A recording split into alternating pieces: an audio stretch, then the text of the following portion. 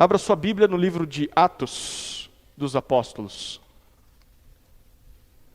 capítulo 1. Semana passada começamos a exposição desse livro. Eu fiz uma mensagem panorâmica.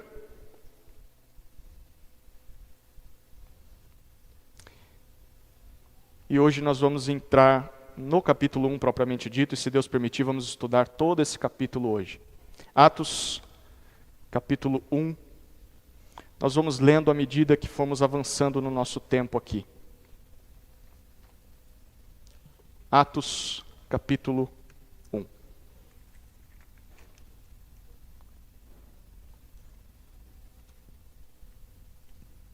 Todos achamos? Deixa aberto. Agora olha para cá. Você já parou para perguntar qual que é a distância entre a terra e o céu? As crianças que estão aí, já perguntaram papai e mamãe? Qual que é a distância entre o céu e a terra? Deixa eu dar uma explicação científica aqui. Se você fizer essa pergunta para um cientista, ele vai dizer assim: bom, se você subir numa linha reta até 15 quilômetros, você vai passar pelas nuvens. E aí você vai atingir a troposfera. Mas se você continuar subindo, um pouquinho mais, até 50 quilômetros, você vai alcançar a estratosfera. Na estratosfera você tem a camada de ozônio. Mas você continua subindo, mais 30 quilômetros, e você chega à mesosfera. Ela é peculiar. Tem temperaturas que giram em torno de menos 100 graus Celsius. Mas você quer continuar subindo. E aí você atinge a termosfera, que vai até 500 quilômetros acima do terreno da Terra. E quando você chega na termosfera, não há quase nenhum ar lá. E por isso tem muita radiação solar e a temperatura pode chegar até 1000 graus Celsius. Mas você quer continuar subindo e medir qual é a distância entre a Terra e o céu. Então você sobe de 600 quilômetros até 900 quilômetros acima da superfície da Terra e você chega à exosfera. O que é a exosfera? É a última camada da Terra. É lá onde ficam os satélites, os telescópios espaciais, rondando toda a superfície da Terra. Bom, essa seria a distância aproximada entre a Terra e o céu. Lucas, que é o autor de Atos, ele era alguém estudioso, ele era um médico. E com certeza, se Lucas estivesse aqui, ele não ia discordar dessas informações. Ele diria, realmente, eu concordo com isso. Mas Lucas iria sugerir para nós que há uma outra maneira de se medir a distância entre o céu e a terra. É sobre isso que Atos capítulo 1 fala. É claro que essa outra forma de medida, ela não se refere apenas ao campo físico, que é medido por metros, por quilômetros. Quando Lucas, em Atos capítulo 1, nos oferece uma outra forma, uma forma diferente de enxergar a distância entre o céu e a terra, ele quer que os nossos olhos se voltem para o lado espiritual da coisa. Para que você olhe com os olhos da fé. E eu vou explicar isso para você, tá? Eu sei que é difícil pensar sobre isso. Na Bíblia, na linguagem bíblica e obviamente na linguagem de um judeu que estava lendo Lucas, lá no começo, no primeiro século, céu e terra são duas partes da mesma moeda. Como assim? São duas partes inseparáveis do mundo que Deus criou. Uma é invisível aos nossos olhos, a outra parte é visível.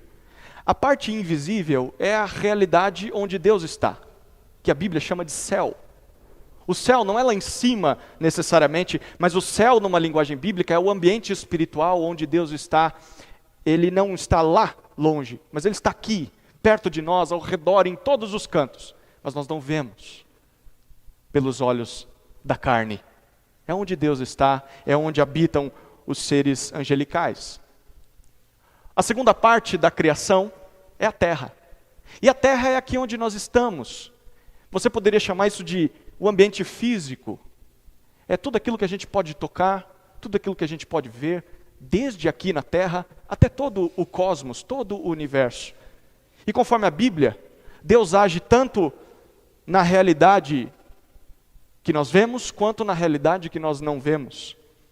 Mas por causa da queda, ao pecado, nós somos privados de ver, de contemplar o céu, a realidade espiritual. Somente Adão e Eva experimentaram essa realidade, quando eles estavam lá no Jardim do Éden. Porque a Bíblia diz que no Jardim do Éden eles viam Deus face a face. E eles se relacionavam diretamente com Deus em pessoa. Mas eles desobedeceram a Deus.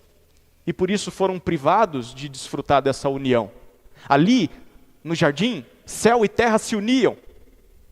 Aquilo que é espiritual e aquilo que é físico estavam unidos, eles conseguiam ver. Mas nós sabemos que eles comeram do fruto que não deveriam comer, eles foram expulsos do jardim, e eles foram privados de contemplar o céu, de ver a realidade onde Deus está. E é desse lado da criação que nós nascemos. Nós nascemos fora do Éden. E por isso nós também não conseguimos ver a realidade espiritual, mas ela está lá. O céu continuou sendo céu, continuou sendo a habitação de Deus, e Ele está em todo lugar onde há uma coisa física, em todo lugar onde há terra. Mas por conta própria nós não conseguimos ver o céu, muito menos desfrutar do céu, da realidade onde Deus está. Mas desde o princípio Deus tinha um plano. O plano de Deus sempre foi unir céu e terra em uma só realidade. Que eles não ficassem separados por toda a eternidade, mas que Ele unisse tudo isso. E nós podemos dizer que o Jardim do Éden foi uma espécie de protótipo desse projeto de Deus. Não era o propósito final, porque a gente sabe que o Éden foi desconfigurado.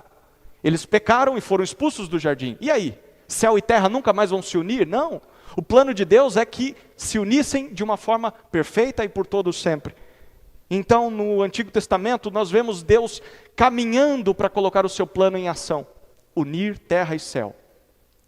Quando você lê o Antigo Testamento, você vê que aquilo que chegou mais próximo da união de terra e céu, Deus entre os homens e os homens podendo ver Deus de alguma maneira, foi o templo. Lembra do templo em Jerusalém? Quando o sumo sacerdote entrava no Santo dos Santos, e uma vez por ano apenas ele oferecia o sacrifício pelos pecados do povo e dele também. E ali ele podia de alguma maneira contemplar a glória de Deus, não face a face, mas de forma limitada. Então assim, o ponto alto da história em que céu e terra voltaram a se unir foi dentro do templo. Mas era de forma limitada ainda, não foi isso que Deus planejou. Então, até mesmo o templo era uma espécie de maquete que Deus estava usando para apontar para aquilo que Ele está planejando para a criação. E essa nova realidade, esse céu e terra juntos em uma só realidade, os profetas do Antigo Testamento deram o nome para essa realidade de Reino de Deus. Grave bem isso. O reino de Deus é onde céu e terra se unem novamente. E de uma vez por todas. E os homens podem voltar no reino de Deus a desfrutar da presença de Deus. Eles podem contemplar Deus face a face, mesmo ainda vivendo em um campo físico, mesmo ainda vivendo na terra. O reino de Deus é algo muito maior e muito melhor do que aquilo que foi o Jardim do Éden, e muito melhor e maior do que aquilo que foi o templo. E por que tudo isso aqui é importante? Eu sei que eu entrei profundamente nesse tema, mas tem um propósito, porque Lucas quer que a gente pense isso. Porque nessa passagem que Lucas vai apresentar para nós, ele está dizendo que enfim chegou o tão esperado dia em que o reino de Deus, aquele plano que Deus traçou desde o começo, o reino de Deus começou a ser cumprido. De acordo com Lucas, o reino de Deus começou. E no reino de Deus, céu e terra se uniram. Você tem tanto o espiritual e o físico agora fazendo parte da mesma realidade, e nesse reino a distância que havia entre céu e terra, entre o Deus Santo e homens pecadores, essa distância foi anulada, ela não existe mais. Por isso agora os homens podem encontrar a Deus face a face. Talvez você esteja perguntando como isso foi possível. E como é que isso é? Como é que eu participo desse negócio? Eu estou ficando de fora, eu queria participar. Como é que eu experimento Deus face a face? Como é que eu desfruto do céu, ainda aqui nessa terra, em uma só realidade? Bom, Lucas vai dizer para nós que para que fosse possível que o reino de Deus estivesse disponível a nós, ele vai apresentar duas respostas para essas perguntas. Duas respostas que são oferecidas para nós em dois movimentos. O primeiro movimento é entre a ressurreição de Jesus e o céu. Aqui é uma primeira resposta de como o reino começou e como você pode participar dele. O segundo movimento é entre o céu e o cenáculo. E aí você tem uma segunda resposta sobre o reino de Deus. Então, primeiro movimento entre a ressurreição e o céu. Segundo movimento entre o céu e o cenáculo. Eu vou explicar tudo isso, tá? Vamos ver o primeiro movimento entre a ressurreição e o céu. Acompanhe comigo a leitura de Atos, capítulo 1, versículos 1 até 11.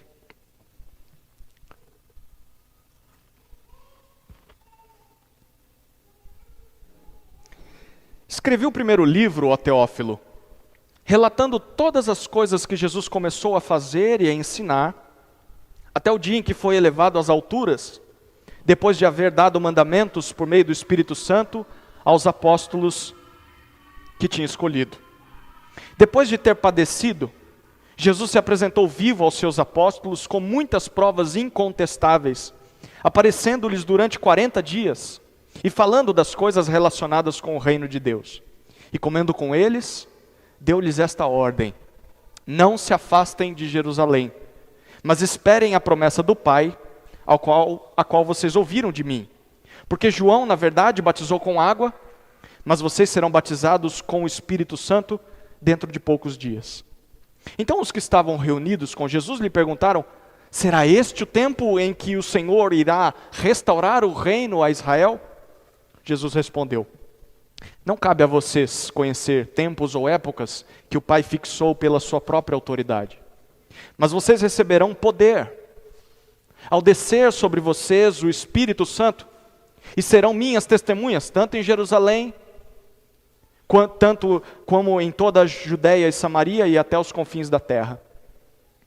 Depois de ter dito isso, Jesus foi elevado às alturas à vista deles, e uma nuvem o encobriu dos seus olhos.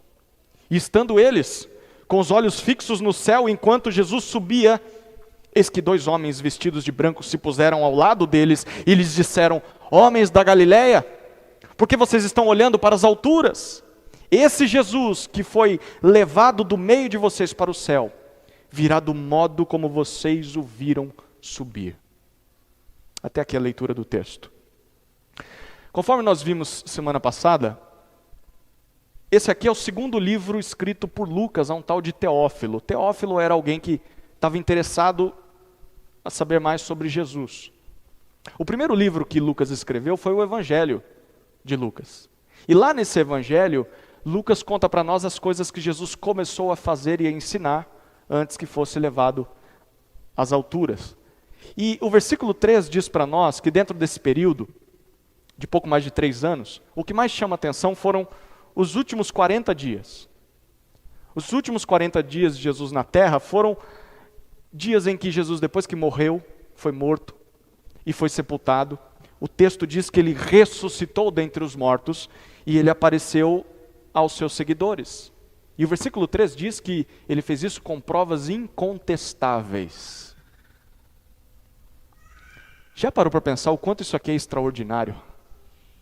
Jesus ressuscitou dentre os mortos com provas incontestáveis. Ao longo da história, inúmeras pessoas tentaram provar que isso não aconteceu. E elas fracassaram. Elas não conseguiram provar. O texto está dizendo que de fato Jesus ressuscitou. E se você ler o Evangelho no capítulo 24 de Lucas, você vai ver que Jesus voltou à vida com um corpo físico, como o nosso. Um corpo em que as feridas, as marcas da crucificação estavam nele. Ele comeu com eles, mas também tinha umas coisas meio diferentes acontecendo. Ele entrava numa sala, a porta estava fechada e Jesus aparecia lá dentro. E daqui a pouco Jesus desaparecia. É impressionante isso. Depois você lê Lucas 24 e você vai ver. Mas aqui em Atos, Lucas quer enfatizar outra coisa. Enquanto Jesus estava com os discípulos, ele diz no versículo 3, que ele falou sobre as coisas referentes ao reino de Deus. Que coisas eram essas? A gente tem uma dica nos versículos 4 e 5. Ele diz que dentro de poucos dias o Pai iria cumprir a sua promessa de batizar os homens com o Espírito Santo. No Antigo Testamento, essa seria uma das marcas que Deus prometeu, que indicariam que o reino de Deus tinha começado. Ele prometeu que quando o reino começasse, os homens receberiam o seu Espírito. O Espírito que ia capacitar esses homens e mulheres a experimentar o céu ainda aqui na terra. Deus estaria entre eles. Deus estaria dentro deles. E quando os discípulos de Jesus ouvem isso, no versículo 6, eles querem mais informações. Eles fazem uma pergunta, daqui a pouco a gente vê qual pergunta é. Por que eles querem mais informações? Porque quando Deus prometeu sobre o reino no Antigo Testamento, Ele também falou algo que era muito importante para um judeu. Deus tinha dito que nesse dia, Ele iria reinar sobre todos os povos. E o seu povo iria reinar junto com Ele. E vale lembrar que nessa época, os judeus, eles viviam debaixo do governo romano. Eles não tinham liberdade, eles pagavam altos impostos e eram considerados como pessoas de segunda categoria perante os romanos. Por isso a pergunta dos discípulos: Jesus, quando o Espírito vier, é o dia em que nós vamos reinar junto com Deus sobre as nações? É o dia em que o Senhor vai restaurar Israel? Como é que Jesus responde? Nos versículos 7 e 8, de duas formas. Primeiro, no versículo 7, ele diz: ainda não. Sim, o reino vai ser restaurado, Deus vai reinar sobre todas as nações e o povo dele vai reinar junto, mas não agora, e o Pai não vai dar informações para vocês. Isso se resume apenas a Ele, só Ele sabe. Mas tem uma coisa que vocês vão ter que fazer até lá. Vocês têm uma missão. Quando a promessa do Espírito se cumprir, vocês vão testemunhar de mim a esse mundo. Em outras palavras, o que está acontecendo aqui é o seguinte: olha, um dia Deus vai reinar sobre tudo e todos, e o seu povo vai reinar com Ele, mas até lá, enquanto espera esse dia chegar, os súditos desse Deus vão testemunhar para as pessoas a respeito do rei, do reino de Deus. Mas eles vão ser testemunhas do quê? Já parou para pensar? Quando você testemunha é porque você viu alguma coisa, né? Óbvio, eles serão testemunhas de que o reino de Deus começou. Testemunhas de que Jesus é o rei desse reino. Mas o que comprova que Jesus é o rei sobre toda a criação? É o rei no reino de Deus. Exatamente a cena que nós muitas vezes ignoramos, que é a cena do versículo 9. Olha o que você lê no versículo 9. Quando aqueles 40 dias chegam ao fim, algo extraordinário acontece. O versículo 9 diz que à vista dos discípulos, Jesus é elevado às alturas.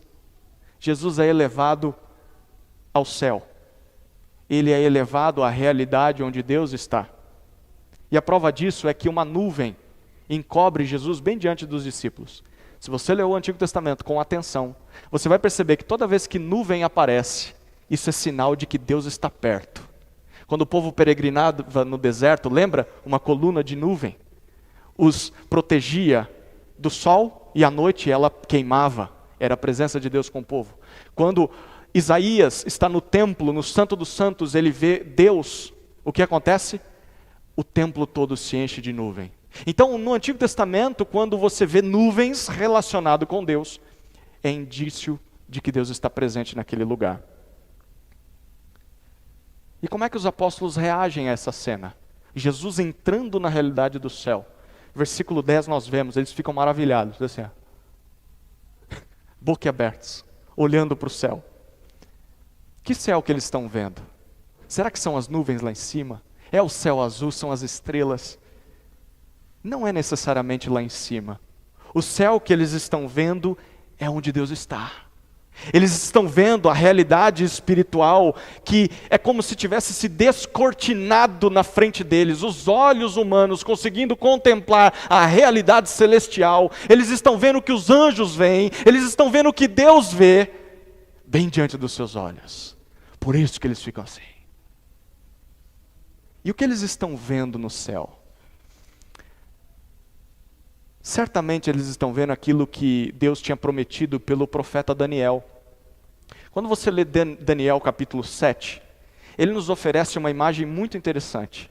Daniel pinta um representante dos homens, um ser humano, subindo até os céus, entre nuvens, indo encontrar com Deus, se assentando à direita de Deus no trono do universo, e fazendo justiça contra todos os ímpios dessa terra. Essa é a visão de Daniel capítulo 7. E é sobre isso que o versículo 9 está falando. Aqueles discípulos estão presenciando Daniel 7 sendo cumprido. Eles estão na terra, com olhos humanos, mas estão vendo o céu aberto, bem diante deles. O céu recebendo o seu rei. Um rei que é humano, que morreu e ressuscitou, mas que também é divino. Um rei que é filho de Deus. Eles estão vendo Jesus Cristo se assentando no trono do universo. É por isso que eles estão boquiabertos. E você talvez deveria ficar. O que esses discípulos estão vendo é o cumprimento de todas as promessas de Deus no Antigo Testamento. O seu filho sendo entronizado sobre todas as nações. E é por isso que eles ficam ali, e então 2 homens aparecem ao seu lado, provavelmente são anjos, e esses anjos dizem, olha, vocês viram esse Jesus aqui, da realidade física, entrando no mundo espiritual, na realidade celestial. Mas do mesmo jeito que vocês viram ele indo, vocês o verão voltando. Um dia ele voltará da realidade espiritual para a realidade física. E conforme os profetas no Antigo Testamento, quando isso acontecesse, esse rei viria para julgar as nações, para condenar todos aqueles que não se submeteram ao seu reinado. Queridos, o que Lucas está dizendo para nós, nesse texto que lemos, é que o reino de Deus começou. E o rei desse reino já assumiu o trono, já se assentou sobre o trono do universo, mas nem todos têm o privilégio de contemplar isso. E nem todos têm o privilégio de participar desse reino. É por isso que Deus vai dar um tempo para a humanidade. O tempo entre essa sua ascendida aos céus e o seu retorno. Essa sua ascensão aos céus e o seu retorno. Que tempo é esse? Um dia, esse rei vai submeter todos os homens de joelhos diante dele.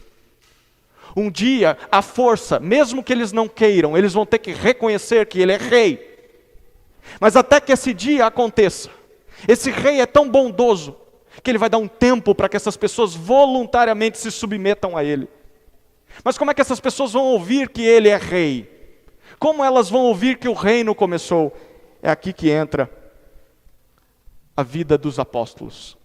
Ele disse, vocês serão minhas testemunhas. Vocês vão testemunhar às pessoas o que vocês estão vendo nesse monte. Jesus se assentando no trono. A propósito, esse é o significado da palavra apóstolo. Eles são nomeados como apóstolos aqui. Apóstolo é alguém comissionado com uma missão especial. Eles têm uma missão especial. Dizer para todo mundo que o reino começou. Que o rei já reina. E que ele voltará um dia para julgar as nações.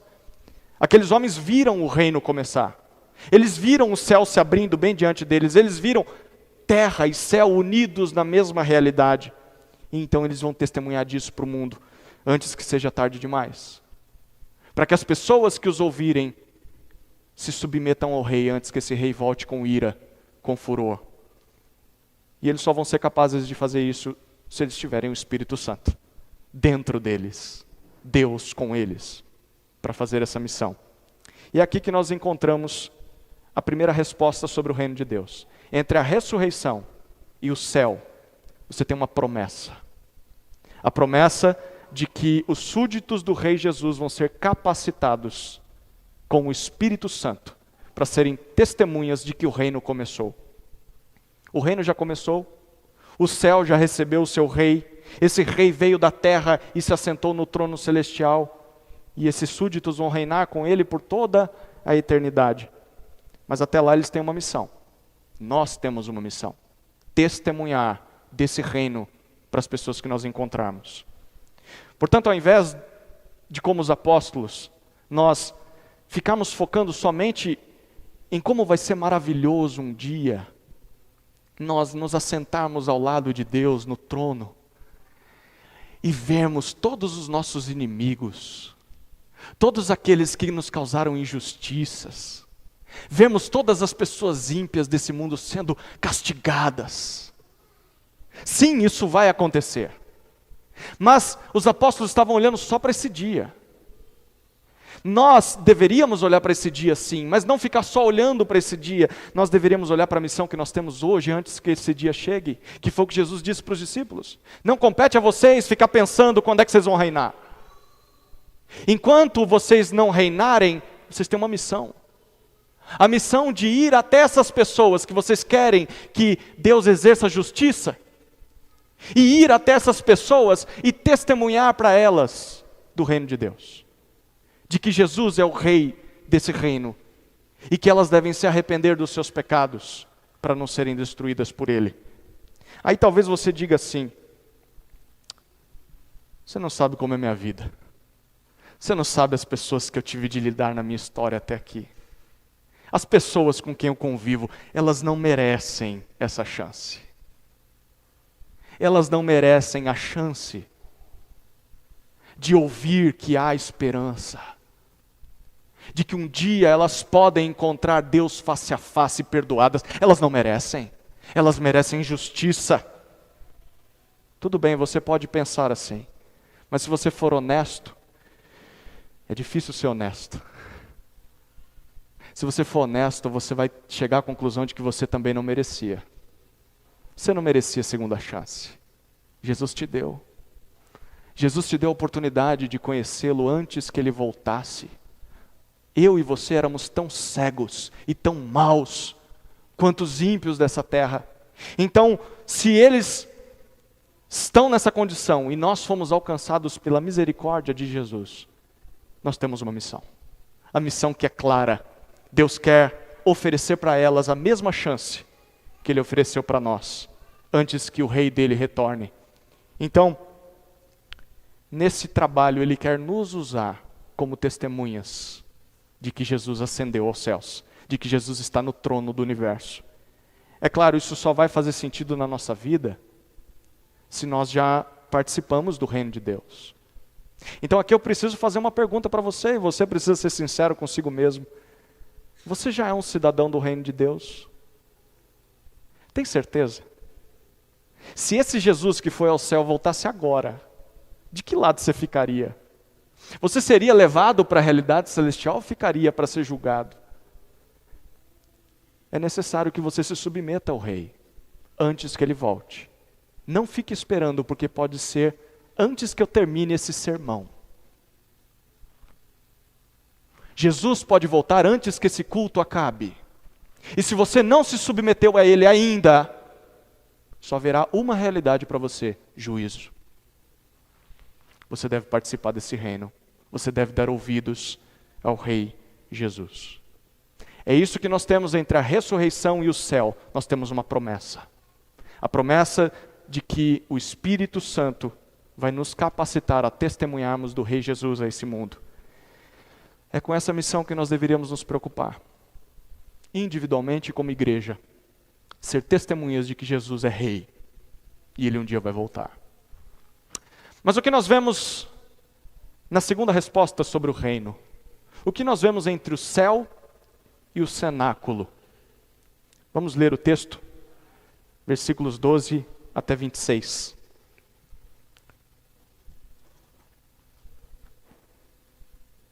Então os apóstolos voltaram do Monte das Oliveiras para Jerusalém.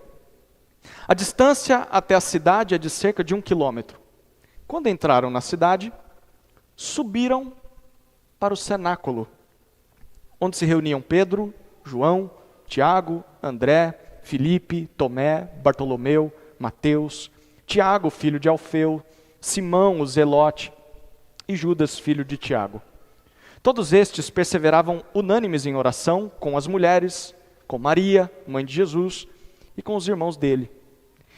Naqueles dias, Pedro se levantou do meio dos irmãos, que formavam um grupo de mais ou menos 120 pessoas, e disse: Irmãos, era necessário que se cumprisse a escritura que o Espírito Santo predisse pela boca de Davi a respeito de Judas, que foi o guia daqueles que prenderam Jesus.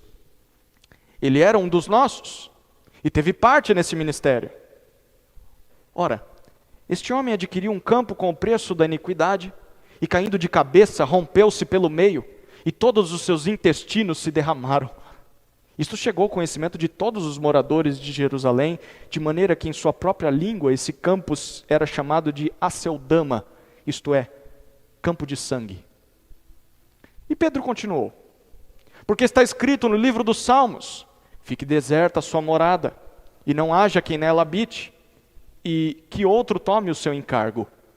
Portanto, é necessário que dos homens que nos acompanharam todo o tempo em que o Senhor Jesus andou entre nós, começando no batismo de João, até o dia em que foi tirado do nosso meio e levado às alturas, um destes se torne testemunha conosco da sua ressurreição. Então propuseram 2, José, chamado Barsabás, também conhecido como Justo, e Matias. E orando, disseram: Tu, Senhor, que conheces o coração de todos, revela-nos qual dos 2 escolheste, para preencher a vaga neste ministério e apostolado do qual Judas se desviou, indo para o seu próprio lugar. Depois fizeram um sorteio, e a sorte caiu sobre Matias, que foi acrescentado ao grupo dos 11 apóstolos. O que acontece depois da visão que os apóstolos tiveram de Jesus sendo entronizado na realidade celestial? Bom, a vida continuou. Eles tiveram que voltar para Jerusalém. É interessante isso aqui. Quando nós reconhecemos Jesus como Rei, mesmo que a gente não tenha a visão que os apóstolos tiveram, nós ficamos assim, num estado de espírito, como se estivéssemos flutuando, não é? Mas aí, você tem que voltar para o seu trabalho, para a sua família. Talvez é isso que aconteça num culto. Você se sente assim como quase lá na realidade celestial, mas aí daqui a pouco tem que voltar para a realidade terrena e voltar para os afazeres da vida. Bom, essa é a vida. Até que Jesus volte, vai ser assim. E o que eu faço quando eu volto para as coisas da vida? Ser testemunha de Jesus, foi isso que ele tinha dito. Os discípulos então voltam. É só aqui que a gente descobre que eles estavam no Monte das Oliveiras. Interessante, foi onde Jesus orou antes de ser traído por Judas. E foi lá que ele foi elevado às alturas. Então eles descem até Jerusalém, e uma vez que chegam na cidade, eles sobem para um cenáculo. O que é um cenáculo? Cenáculo é uma espécie de sala que fica no andar superior da casa. Há quem diga que foi esse mesmo cenáculo onde Jesus celebrou a última ceia com seus discípulos. Então ali você vê reunido os 11 discípulos de Jesus, os 11 apóstolos, mas também estão as mulheres que o acompanharam durante todo o seu ministério, e tem uma família em especial, a família de Jesus. Você vê Maria e os irmãos dele. Lembra que eles não criam em Jesus? Eles achavam Jesus louco, mas agora eles estão lá, Agora eles creem. Óbvio, né? Depois de vê-lo ressurreto, depois de ver Jesus ressuscitar e saber que ele subiu no trono do universo. Quem é doido de não crer num negócio desse, né? Então eles estão lá. E enquanto eles estão ali, esperando que a promessa do Espírito chegue, o que eles fazem? O que diz o versículo 14? O que eles fazem? Eles oram. Eles se reúnem para orar. Agora, você lembra o que Jesus mandou eles fazerem? Jesus tinha dito para eles: fiquem em Jerusalém e esperem. O Pai vai mandar o Espírito. Jesus não mandou eles orarem. Jesus só mandou que eles esperassem. Mas eles decidem orar. Que interessante. Eles estão orando para que Deus faça aquilo que Ele disse que vai fazer. Não depende deles. Depende de Deus. Foi uma promessa de Deus, Ele vai cumprir. Mas ainda assim eles oram. Deixa eu dizer, qual a última vez que mesmo sabendo que Deus vai fazer aquilo que Ele prometeu, nós oramos pedindo para que Ele faça aquilo que disse que ia fazer? Qual foi a última vez? Que você, sabendo que o trabalho é de Deus, mas ainda assim colocou seu joelho no chão e falou: Deus, eu sei que só o Senhor pode fazer isso. Eu sei que o Senhor prometeu fazer isso, mas ainda assim eu peço para que o Senhor faça. Você já fez isso? Bom, aqui está uma grande lição para as nossas vidas. Mesmo que o milagre, mesmo que o trabalho seja todo de Deus, porque foi Ele quem prometeu que ia fazer aquilo, nós podemos orar. Nós podemos suplicar para que Ele cumpra aquilo que Ele disse que iria fazer. Tem um crente do passado que disse assim: quando nós tentamos fazer as coisas, nós trabalhamos. Mas quando nós oramos, Deus trabalha. Foi isso que os discípulos entenderam. Então eles começaram a orar. E de fato Deus trabalhou. No versículo 15, Deus trabalhou no coração de Pedro. Pedro se levanta no meio dos seguidores de Jesus. O texto diz que nós tínhamos mais ou menos 120 pessoas. Pense nisso. O rei do universo só tinha 120 súditos. Bom, no livro de Atos a gente vai ver que esse número se multiplica. Mas começou assim, com 12, depois com 120. Então ali, as 120 pessoas reunidas, orando, e então Pedro se levanta e faz um discurso. O discurso de Pedro é basicamente resumido em 2 pontos. Ele usa a palavra necessário 2 vezes. Primeiro ponto, está nos versículos 16 e 17. Ele diz: era necessário que Jesus tivesse sido traído por Judas. Porque foi isso que Deus tinha prometido no Antigo Testamento. Em outras palavras, diferente dos apóstolos, Pedro está dizendo: Deus não foi pego de surpresa quando Judas se levantou para trair Jesus. Pelo contrário, Deus já tinha predito que isso iria acontecer. Era necessário que houvesse um traidor. Os discípulos é que não deram muita atenção ao que Jesus estava dizendo. Em meio a isso, nós vemos nos versículos 18 e 19, Lucas, parece que é Lucas que está falando aqui agora, Lucas dá uma informação para nós de como foi que Judas morreu. Se você ler Mateus, Mateus diz que ele foi se enforcar, mas não diz que ele conseguiu se enforcar. E aqui você lê que ele caiu de uma altura considerável, de cabeça, e se partiu ao meio. Então, qual que é o relato correto? Bom, provavelmente o que Lucas está fazendo é complementando Mateus. Pensa aqui, talvez Judas deve ter ido se suicidar, se enforcar, mas nem isso ele consegue fazer direito. Talvez a corda estourou e ele caiu desfiladeiro abaixo. Foi querer se matar, enforcado, mas acabou morrendo, partido ao meio. O texto diz que todo mundo sabia disso.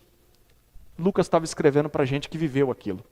E agora, no versículo 20, ele apresenta o segundo ponto da sua mensagem. Mas eu quero que você pense, antes de tratar o segundo ponto da mensagem de Pedro, sobre o que ele disse sobre Jesus, ou melhor, sobre Judas. Ele disse que Judas esteve ao lado deles durante aqueles 3 anos. E se você conhece um pouquinho dos evangelhos, você sabe que Judas não só esteve com Jesus, como Judas pregou o evangelho, e Judas fez milagres, junto com os outros discípulos. Mas ainda assim, Judas abandonou Jesus, e Judas traiu Jesus. Deixa eu dizer, de nada adianta começar bem, estar perto das pessoas certas, caminhar lado a lado com Jesus, pregar poderosamente, fazer milagres, fazer as portas do inferno estremecerem. De nada adianta começar bem, mas terminar mal, terminar como Judas. Sim, de fato, Deus determinou a queda de Judas. Isso é um mistério, né? Mas sim, na linguagem de Pedro, Judas também deu seus próprios passos para se desviar. Queridos, nós devemos estar atentos a isso nas nossas vidas também. Deus é soberano sobre tudo e todos. Ele determina todas as coisas. Mas nós também somos responsáveis por nossos atos. Nós não podemos jogar em Deus a culpa do nosso pecado. Judas tomou as decisões dele. Eu e você tomamos as nossas decisões. Não dá para jogar a culpa nos outros. Não dá para jogar a culpa em Deus. Essa é a linguagem bíblica. Bom, chegamos ao segundo ponto de Pedro. Ele usa mais uma vez a palavra é necessário. E ele diz, é necessário que nós escolhamos um substituto a Judas, para ocupar o lugar de Judas como um 12º apóstolo de Jesus. Como assim? Bom, aqui de novo a gente precisa lembrar sobre as promessas de Deus, sobre o reino dele. Para dar sequência ao seu plano, desde que Adão e Eva pecaram lá no jardim e foram expulsos do jardim, Deus escolheu um homem chamado Abraão, e a partir de Abraão Deus disse, eu vou recomeçar as coisas por meio de você. Abraão teve 12 filhos, que geraram 12 tribos, que acabou se tornando a nação de Israel. Então Deus chamou Israel para ser o seu povo. Vocês vão ser minhas testemunhas ao mundo, testemunhas do céu na terra. Mas Israel falhou. Falhou em representar o céu, tanto quanto Adão falhou. Então Deus recomeçou tudo mais uma vez, através de um descendente de Israel. E esse descendente é seu filho, Jesus, que nasce da linhagem de Israel. Jesus foi aquilo que Israel e Adão não conseguiram ser. Jesus foi o representante fiel do céu. Ele viveu nessa terra como se estivesse no céu. Mesmo nesse mundo quebrado, mesmo nesse mundo de maldade, mesmo nesse mundo de pecado, Jesus foi um fiel representante do céu na terra. Então, a partir de Jesus, Deus deu início a um novo Israel, um novo povo, perfeito diante de Deus, um povo completamente submisso ao Rei Jesus. E esse povo seria gerado através da pregação dos 12 apóstolos de Jesus. Se você parar para pensar, são um apóstolo para cada tribo de Israel. O que Deus está comunicando com isso? Que as 12 tribos de Israel falharam. As novas tribos vão surgir dos novos apóstolos, das novas colunas de Israel. Jesus é a principal, e os seus enviados são esses 12.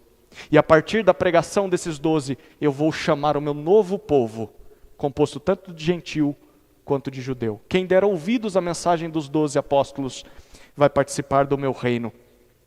Então é por isso que no versículo 21, Pedro entendeu, lendo as Escrituras, que alguém deveria ocupar o lugar de Judas entre os 12 apóstolos. Então ele estabelece um critério. Observe os detalhes dos versículos 21 e 22.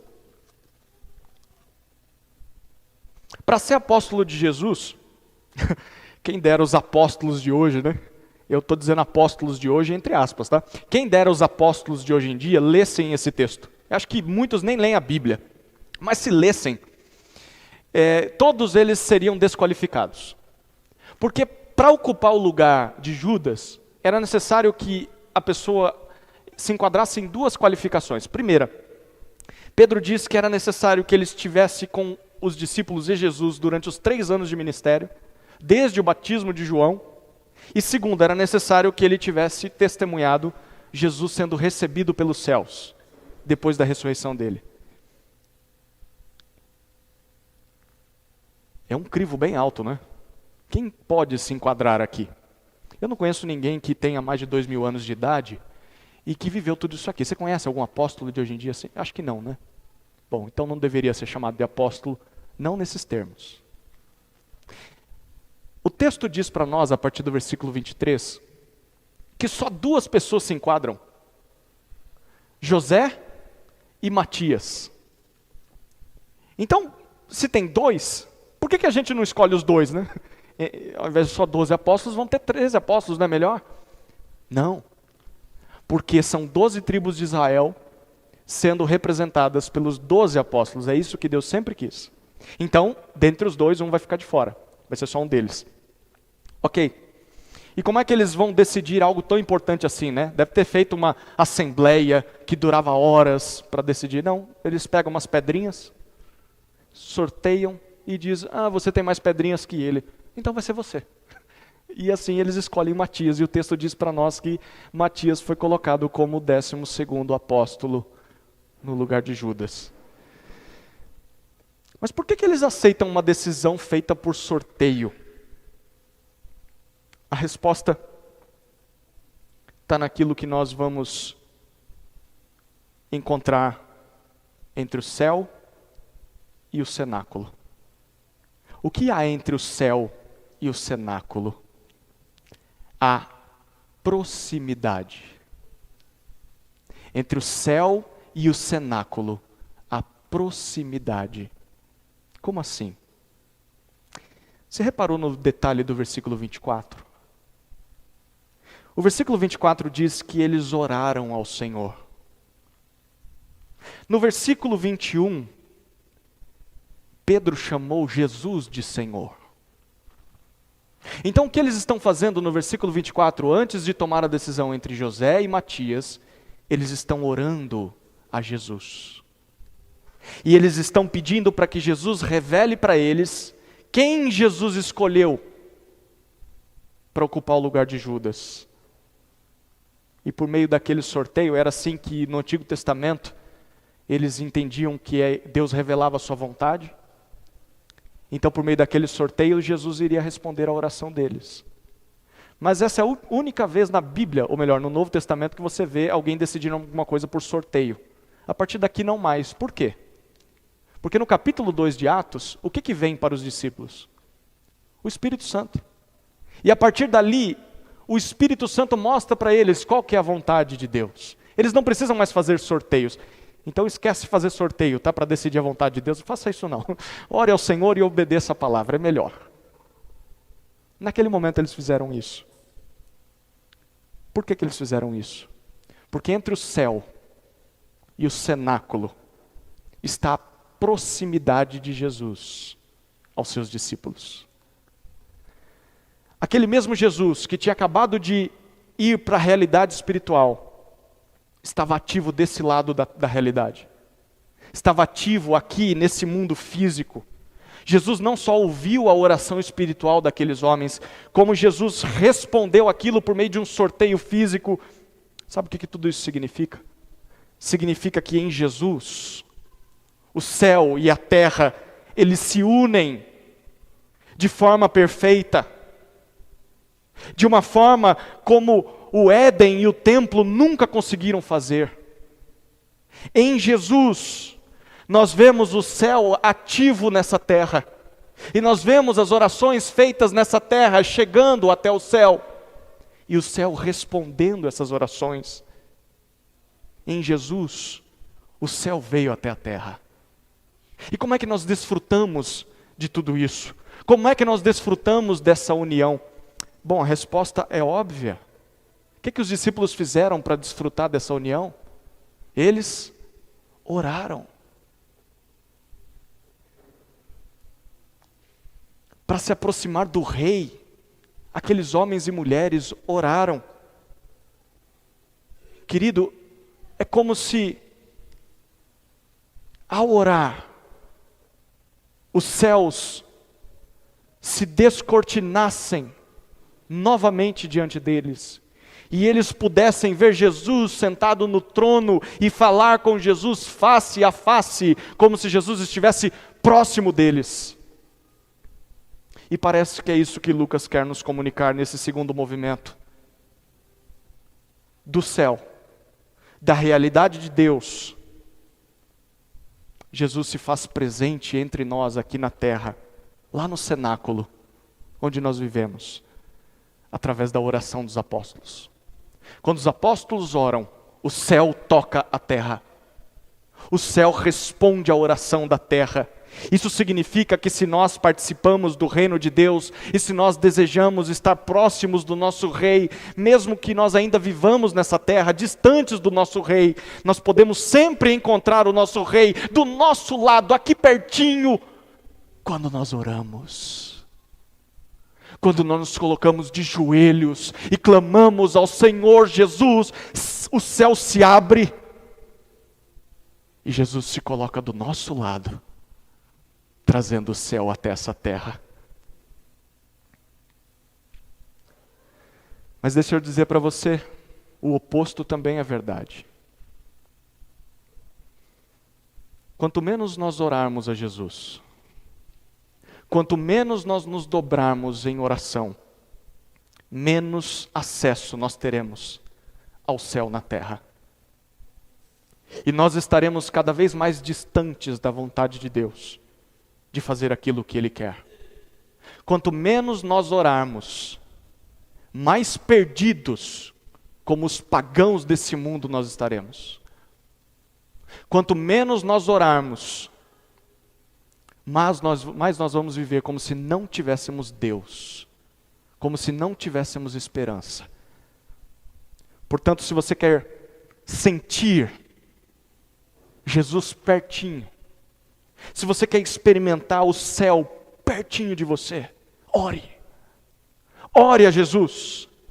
A oração é o ambiente, não mais o templo, não mais o jardim do Éden. Enquanto vivemos nessa terra, a oração a Jesus é o ambiente em que céu e terra se unem e nós desfrutamos da presença miraculosa de Jesus. É por meio da oração. Enfim, qual que é a distância entre o céu e a terra? Bom, depende do que você esteja falando. Se você estiver pensando apenas no campo físico, então há várias possibilidades de se contar, desde 15 quilômetros até 900 quilômetros entre o solo e a exosfera. Mas se você estiver pensando e interessado no que a Bíblia tem a dizer em sentido e termos espirituais, sabe qual a distância entre céu e terra? No reino de Deus? Nenhuma. No reino de Deus, onde Jesus reina, não há distância entre o céu e a terra. E por quê? Porque por meio de Jesus nós podemos ter acesso ao céu, aqui e agora, através da oração. É claro que isso nem sempre foi assim, queridos. O pecado distanciou o céu e a terra, desde o jardim do Éden. Mas através da morte, da ressurreição, da ascensão de Jesus, céu e terra foram unidos novamente. Nós podemos voltar a ter acesso a Deus, livre, sem culpa, sem nenhum pecado que nos atrapalhe, perdoados, completamente perdoados. Essa é a mensagem que Lucas queria comunicar para nós em Atos 1. Eu sei que ela é bem profunda, mas a culpa não é minha, a culpa é de Lucas. A gente está tentando entender o que ele disse. O que Lucas está dizendo em Atos capítulo 1, é que depois de ter sido morto, Jesus ressuscitou e ascendeu ao céu, dando início ao reino de Deus. E quando nós cremos em Jesus, nós não só participamos do reino de Deus, mas nós podemos ser testemunhas de Jesus através da promessa do Espírito Santo. E nós podemos experimentar a proximidade de Jesus através da oração. Amém? Vamos orar então. Senhor Jesus, Obrigado pelas palavras que Lucas registrou nesse livro. São profundas, mas são poderosas. Como elas nos mostram quem o Senhor é. Rei exaltado nas alturas, assentado no trono do universo. Um rei que irá voltar no último dia, mas que até lá dá inúmeras segundas chances aos homens para que eles se arrependam, para que eles creiam e se submetam a Ti. Senhor, obrigado porque nós, olhando para esse texto, podemos participar do Teu reino, se crermos nesse Rei. Mas ao mesmo tempo temos a responsabilidade, a missão de testemunharmos disso ao mundo. Então nos dá poder através do Teu Espírito, nos encha do Teu Espírito, nos conduz ao testemunho aos descrentes. Que naquilo que nós falharmos, nós tenhamos a humildade de pedir perdão e de reconhecer somos pecadores. Mas que através da nossa fraqueza e da nossa busca pela santificação, possamos testemunhar de que o Senhor Jesus reina, o Senhor Jesus está sentado no céu. E esse céu, que está tão distante dos pecadores, agora está tão próximo por causa do sacrifício dele, e nós podemos encontrá-lo através da oração, e é isso que nós estamos fazendo agora, Jesus. Nós estamos fazendo isso crendo que o Senhor está ouvindo a nossa oração, mas também crendo de que enquanto oramos, o Senhor se coloca ao nosso lado, o Senhor está perto. Obrigado pela Tua obra, nós Te louvamos pela Tua obra, nós Te agradecemos pelo Teu sacrifício e nós nos comprometemos a testemunhar mais do Senhor e a orar mais. Esse é o nosso desejo. Nos dê graça de experimentar o céu ainda nessa terra. Em nome de Jesus nós oramos. Amém. Amém.